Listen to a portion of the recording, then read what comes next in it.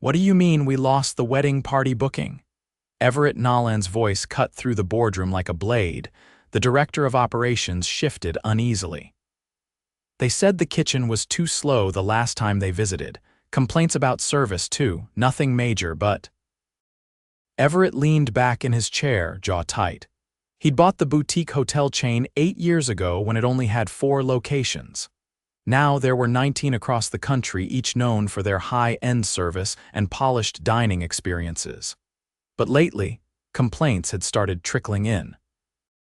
Nothing that screamed disaster, but enough to make Everett feel like something was slipping. "I'm tired of reading filtered reports," Everett said, his voice low. "I want to see it myself." "You mean go undercover again?" his assistant asked. Everett nodded. "Yeah. This time, I'm going in as kitchen help at our Denver location.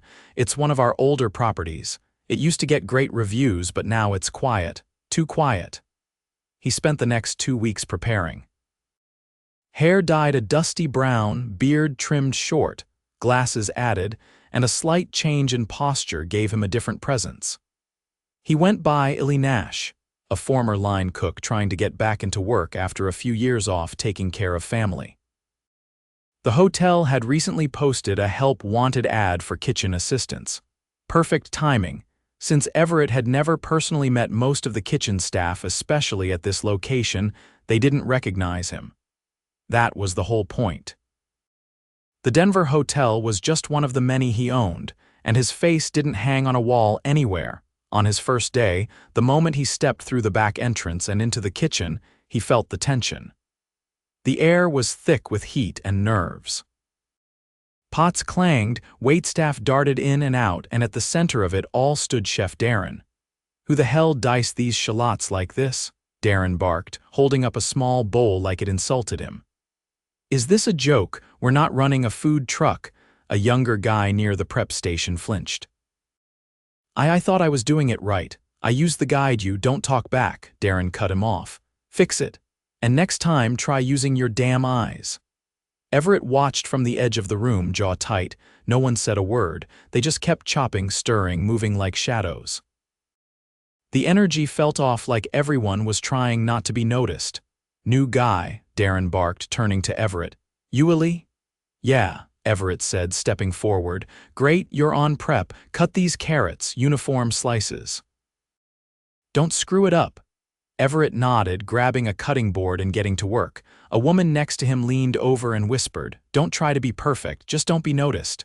Her name was Olivia Adams. Mid-30s, sharp, quiet, and fast with her hands. She handled desserts and cold plates. Her eyes scanned the kitchen constantly, like she was always bracing for the next explosion. "You've been here long?" Everett asked quietly. 5 years, she said, slicing strawberries with machine-like precision. "Used to love it, now I just keep my head down." Half an hour later, Darren exploded again. "Who put the béarnaise in a plastic cup?" he shouted, slamming the small container down.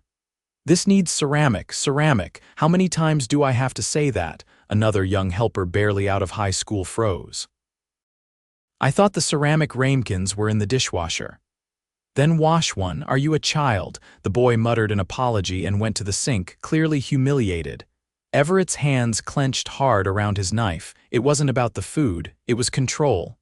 Power. Later that day, Everett was sent to help with dishwashing. Even there, Darren's voice echoed like a drill sergeant. "He treats people like garbage," Olivia said to him during a short break. "Especially if he thinks you won't fight back. Has anyone talked to management? We had a different manager a year ago." She pushed back. She was gone in a month. "Now we got Troy, the district manager. He only cares about food numbers." Darren keeps food waste low, so Troy calls it efficiency. Everett felt a knot twist in his stomach. He'd built this company on the idea of respect for guests, for workers, for the craft. But somehow, in the layers of distance, something important had rotted. That evening, Everett helped clean down the line. As he was scrubbing the grill, he saw the same young helper from earlier, Jason, accidentally drop a clean plate. It cracked. Darren stormed over. "Are you kidding me?" he growled. "That's the 3rd mistake from you today." You got butter fingers or just no brain? Jason looked down, face red. I'm trying my best. Well, your best sucks. Everett stood still watching. No one said anything. Not Olivia, not the other chefs, just silence. Later in the locker room, Everett found Jason sitting on the bench staring at the floor. You okay? Everett asked. Jason nodded stiffly. Yeah, you sure? Jason didn't meet his eyes. I need this job. My mom's sick and I'm saving for her meds. So yeah. I'm fine. Everett sat down beside him. That wasn't right. What happened out there? Jason just nodded again but didn't speak. That night, Everett couldn't sleep. He stared at the hotel ceiling, turning over everything he'd seen. He'd walked into the kitchen expecting to find inefficiency or maybe laziness. But instead, he saw fear, silence, and people who were trying their best under constant pressure. And it wasn't just Darren. It was the system that allowed him to rule unchecked. Tomorrow, Everett would dig deeper. He needed to see just how far this went. The next morning, Everett reported to the kitchen at 5:30 sharp. He entered through the rear corridor, the only light coming from the prep room where Olivia was already working. She didn't notice him at first. Her focus was locked on folding pastry dough with a precision that made it look like muscle memory. You always start this early? Everett asked as he tied his apron. She glanced up, wiping flour off her hands. Only when Darren forgets to approve the pastry order and I have to make everything from scratch. He nodded, not saying more. Her tone made it clear this wasn't a rare occurrence. By 6, the rest of the kitchen team had filtered in. Jason arrived last, carrying a gallon of milk and a crate of eggs. His eyes were puffy and he moved like someone running on fumes. No one commented. They just made space for him at the prep table. Troy, the district manager Olivia had mentioned, showed up unannounced at 6:15. He wore a slim charcoal suit and loafers that looked out of place on the tile floor. Need to make sure the brunch numbers are tight, Troy said as he walked through the kitchen. No waste, no over-prep, we're not running a buffet, Darren nodded. It's under control. Troy's eyes swept across the team. Also, keep the labor hours clean. I want no overtime this weekend. If you're not scheduled, don't be here. He left without another word. Darren turned to the staff. You heard him. No one's staying late. If you can't finish your station on time, you're not fast enough. By 7, the kitchen was in full swing. Everett was placed on cold prep again, slicing cucumbers and assembling smoked salmon plates. The rhythm was fast, but the tension never left the air. Every mistake was a risk of being yelled at or worse, sent home early and losing hours. At 8:30, a server rushed in. Table 23 says the eggs are undercooked. Darren grabbed a pan and relit the burner. Then maybe table 23 should stay home next time. Tell them they'll get new eggs, and don't comp anything unless I say so. The server hesitated, but they're threatening to walk out. Let them. Everett glanced at Olivia as she piped whipped cream onto waffles. Does this happen often? She didn't look up. More than it should. He moved toward the walk-in cooler to grab more dill. As he opened the door, he heard muffled voices from the dry storage room next to it. How long do we have to keep putting up with this? Jason's voice. As long as we need the paycheck, someone else whispered, he couldn't tell who. You want to work somewhere else and start over? Jason sounded tired. I just thought he'd ease up at some point. No one stops him. Why would he? Everett stepped back before they noticed him. He headed for the cooler, mind racing. The fear ran deeper than he thought. This wasn't just poor management, it was erosion. Quiet, steady, and dangerous. Later that morning, while drying his hands at the sink, Everett noticed a server arguing with Darren near the pass line. She's allergic to shellfish, the server said, holding a plate. She asked 3 times, there's shrimp in the risotto. Darren took the plate and dumped it into the trash. Then she should have ordered something else. She didn't know, it wasn't listed. Darren narrowed his eyes. Next time, double check. I don't have time for amateur mistakes. She's having a reaction. She had to use her EpiPen. That halted him for half a second. Then, fine, rewrite the ticket. I'll make it again. The server stormed out. Everett walked over to Olivia, who was wiping down her station. That could have been bad. That's the third time this month, she said. Cross-contamination, mislabels. And if anyone brings it up, Darren says it's their fault for not checking. He watched Darren move down the line, barking orders and refusing to make eye contact with anyone. There was no apology, no concern, just the same hard expression and clipped tone. At 11:30, Everett was assigned to help with prep for a small conference lunch. He was told to plate salads. As he worked, the sous chef Marable stepped in to oversee plating. "Don't add the dressing yet," she said, her voice calm but firm. "It'll wilt the greens." Everett adjusted. "Thanks," she gave a quick nod. "You're picking it up fast. Where'd you work before?" He paused. "Spent a few years helping out at a family restaurant, took time off for personal stuff, just wanted to ease back in." Marable seemed satisfied with that. "Well, just keep watching." "Darren's unpredictable, but don't let that throw you." "You ever talk to him about it?" Her expression didn't change. "I've tried. Once. He told me leadership means not being liked, and Troy backs him so." She trailed off as Darren walked by. The conversation ended instantly. At the end of the shift, Everett found Jason refilling the mop bucket. He looked like he hadn't rested in days. "Hey," Everett said. "You ever think about going to HR?" Jason gave a short laugh. "We don't have HR here. Not in this building. You have to call the corporate line." "But they ask if you've already tried resolving it with your manager first. Guess how that goes." "What about other jobs?" Jason shrugged. "I've applied. Most places want 2 years minimum. I don't have that yet. This was my first shot." Everett nodded slowly. "You live nearby. 15 minutes by bus. I take the early one so I'm never late. Doesn't matter though. Darren says I look tired even when I'm early." Everett didn't respond. He couldn't. Any words would have felt hollow from someone Jason thought was just another kitchen helper. The next day brought more of the same. During a lull between brunch and dinner prep, Everett was assigned to clean out the dry storage. While clearing the lower shelves, he found a stack of unopened invoices, some dating back 4 months. All from local vendors: produce, baked goods, specialty items.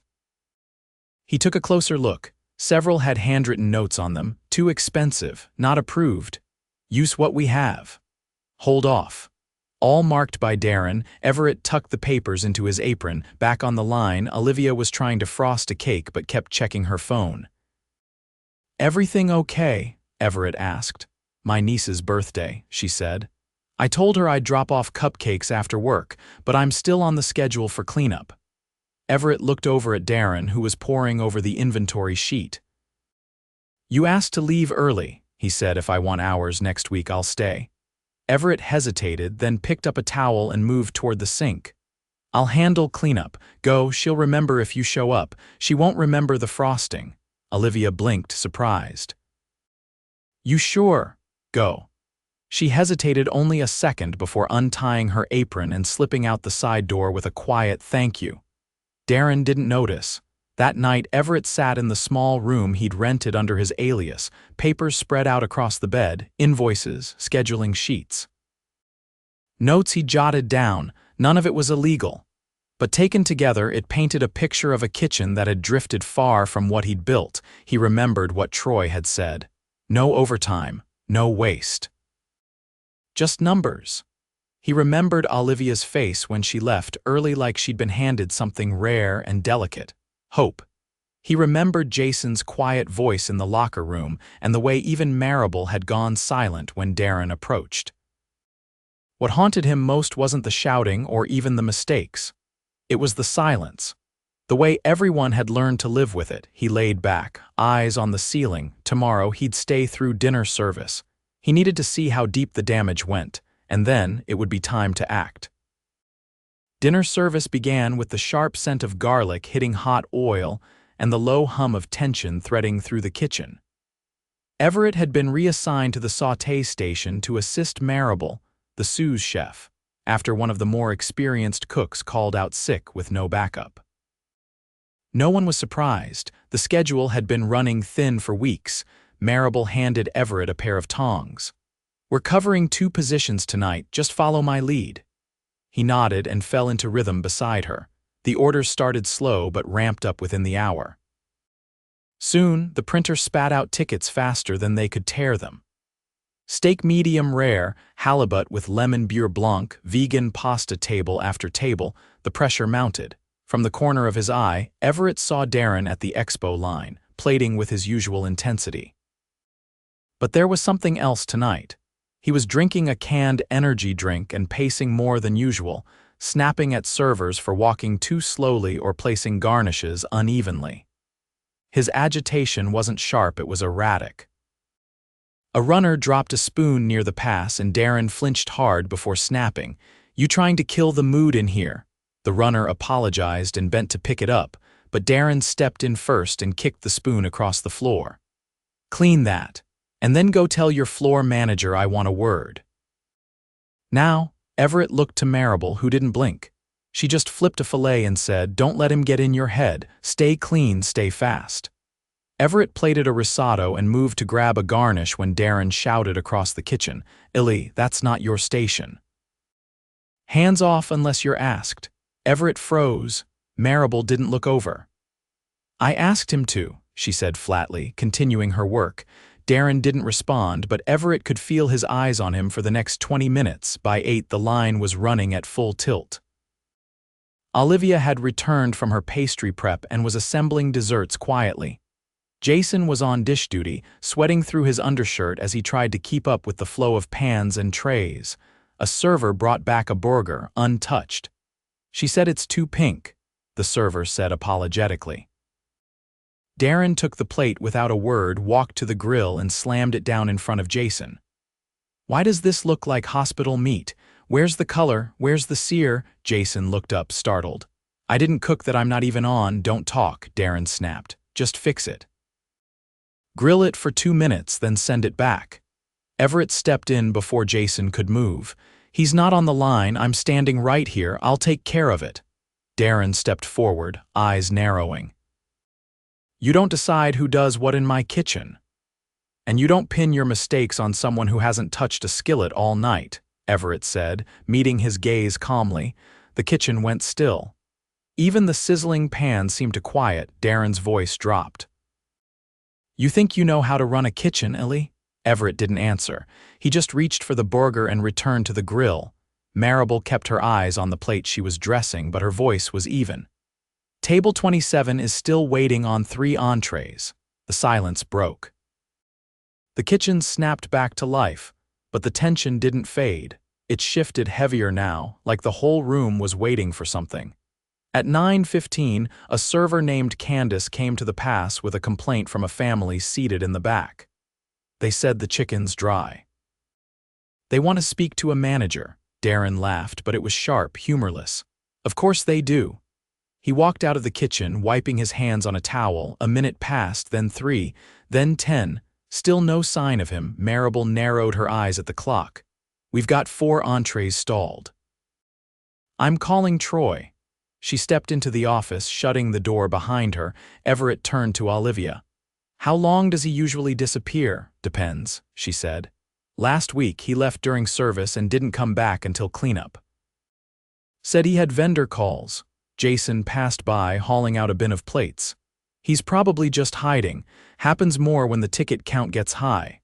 Everett watched the pass, where half-plated dishes waited under heat lamps. He stepped forward, finished the garnishes, and handed them to the servers. No one stopped him. By 9:45, Marable returned, her jaw tight. "Troy's not answering," she said. "I left a message. We finished service without Darren." No one said anything. They just kept moving. At 10:30, the last guests finished their meals. Everett stayed behind to help clean, wiping down the sauté station and organizing the fridge. As he closed the cooler door, he heard a voice behind him. "You're not just some line cook." He turned to find Marable watching him. "I didn't say I was," Everett replied. She stepped closer, lowering her voice.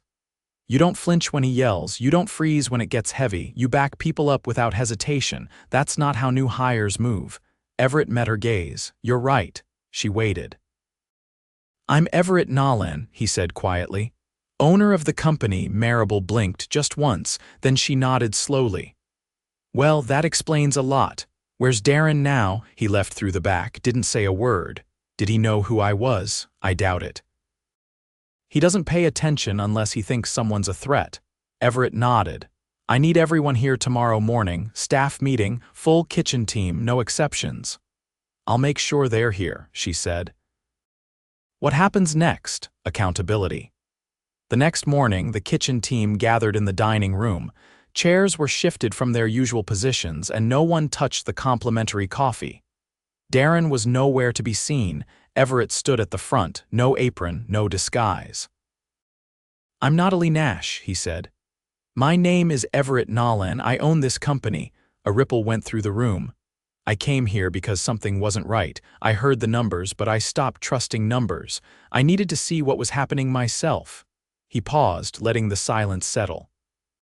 What I saw was a team that works through exhaustion, that covers for each other, that keeps the place running despite conditions that should never exist in a Nolan property. Jason sat stiffly in his chair, hands in fists. Olivia stared at the table. Marable stood at the back, arms crossed. I also saw leadership fail you, Everett continued. I saw abuse disguised as discipline. I saw silence where there should have been safety. That ends now. He turned to Marable. You're acting head chef, effective immediately, full authority over the kitchen.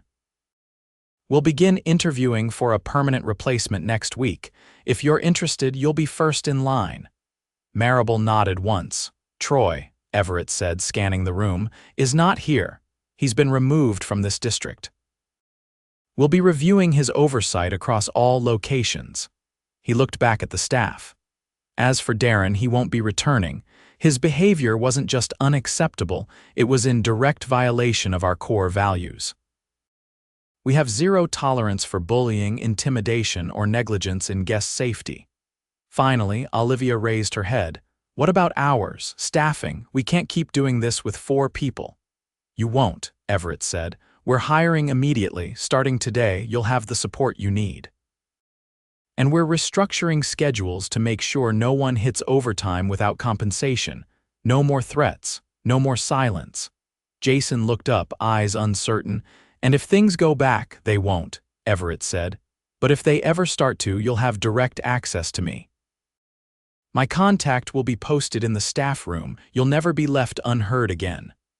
The room was quiet, but it wasn't the same silence from before. This one held weight, and something else, relief. Everett stepped out of the dining room as Marable began organizing the day. The kitchen would still be busy, the work still hard, but it would be honest. And that was the first critical step back toward the company he believed in. The truth was ugly, but now it was in daylight and it could be changed. 3 days later, Everett walked back through the Denver hotel's back corridor, this time without a disguise, and without the tension that had once hung over the kitchen like a storm cloud. The overhaul had started immediately after Darren's removal, and while no one believed change would happen overnight, the tone had shifted. Something had cracked open, and for the first time in too long, the staff could breathe. He stepped into the kitchen just after 5 in the evening. The team was prepping for dinner service, but tonight's energy felt different, not relaxed, but focused. Controlled, no barking, no glances over shoulders, just the measured rhythm of people doing their work with purpose. Marable stood at the expo station, organizing the prep sheets. She didn't look up when she spoke. Thought you'd be halfway back to corporate by now. Still here, Everett replied. I wanted to see how the first dinner service goes under your lead. She finally glanced at him. You're not going to micromanage it, are you? No, he said. I'm going to observe, quietly. No clipboard, no notes. Just watching. She nodded once before returning to her task. Over in the prep area, Olivia was working with a new hire, a college student named Devin who'd started that morning. She guided him through assembling a cheese board, explaining the difference between bloomy and washed rind cheeses like a teacher introducing a new subject. Her tone was calm, but firm. There was no trace of the guardedness that had once defined her presence. Jason was on the dish line, but this time with a second person, beside him a temp hired to share the load while a full-time replacement was being onboarded. He wasn't hunched or hurried. He was steady. He even cracked a joke when a server dropped an empty ramekin into the wrong bin. Everett leaned against the far wall, taking it all in. The kitchen still had noise, pans clanged, timers beeped, orders called out, but it didn't feel threatening. It felt alive. Troy hadn't answered any further calls. Legal had already begun the review of his oversight, and several red flags had emerged, including a pattern of ignoring formal complaints and manipulating labor data to meet bonus metrics. He wouldn't be returning to the company in any capacity. As Everett stepped outside to take a call from HR about the hiring search, he passed one of the new food runners, who paused and asked if she could speak with him after shift. He agreed and returned to the kitchen just as service kicked off. By 6:15, the first wave of dinner guests started arriving. Marable called orders with clarity, and the flow remained uninterrupted. Everett noticed how she checked in with each station during quieter pockets, not to criticize, but to listen. "Devin, how's the prep speed feeling so far?" she asked. "I'm behind on the charcuterie board for table 4, he admitted. "Still learning the knife flow. Plate what you've got. I'll show you a hack for the folds next round," she said, already moving to help him without slowing the line.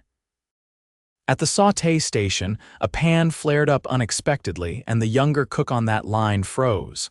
Marable didn't raise her voice. She moved in, adjusted the heat, and talked him through the recovery.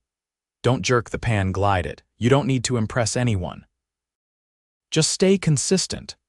The pace held steady for another hour. At one point, Olivia leaned over to Everett and said, "It's weird not bracing for something bad."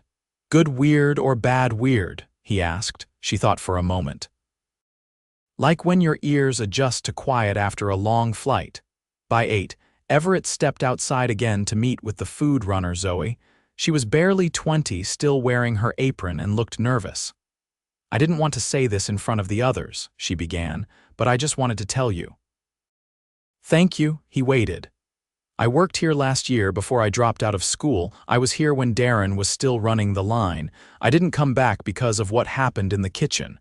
I only came in today because a friend said things changed." "What happened back then?" Everett asked. "I was told not to eat during my shift, even when I had a blood sugar drop. Darren said if I needed breaks, I shouldn't be in hospitality. When I passed out in the hallway, he told the manager I was being dramatic. I left that night and never came back." Everett's face stayed neutral, but his hands tightened. "I just thought someone should know," she said. "And thank you for cleaning it out. You shouldn't have had to go through that," he said. "And I'm sorry it was allowed to happen at all." She nodded and returned inside. Everett stood still for a moment, letting the air settle around him. Back in the kitchen, service was winding down. Marable was finalizing the last few tickets when a server came in with a special request. A guest wanted to compliment the dessert and asked who made the lemon tart. Olivia didn't even glance up. "Tell them thank you. I'll send another one out with a note." The server left and Everett stepped over. "You ever think about running a pastry program for the whole region?" he asked. She raised an eyebrow. "That a serious offer? Only if you're interested. It would mean training other teams, designing seasonal menus." She looked back down at the tray she was finishing. "I'd want to do it from here. I'm not moving. You could stay based here, travel when needed." She nodded slowly. "Let me think about it." "Fair." As equipment cooled and towels were folded, Everett called the team together near the pass. "I won't take much of your time," he said. "But I want to say one thing." Everyone stopped what they were doing. "This kitchen didn't just survive the last few weeks. You stabilized it. You worked through the mess left by people who should have known better. I know it's not perfect yet. But this is the start of something better, something we're building with you, not above you." Jason raised his hand, hesitated, then spoke. "Does that mean we'll have a say in how things work?" "Yes," Everett said. "We're forming a staff advisory group, one representative per department. Weekly check-ins with leadership. You'll have a voice." The room stayed quiet, but not out of fear this time, out of consideration. Like they were weighing the possibility that it might be true.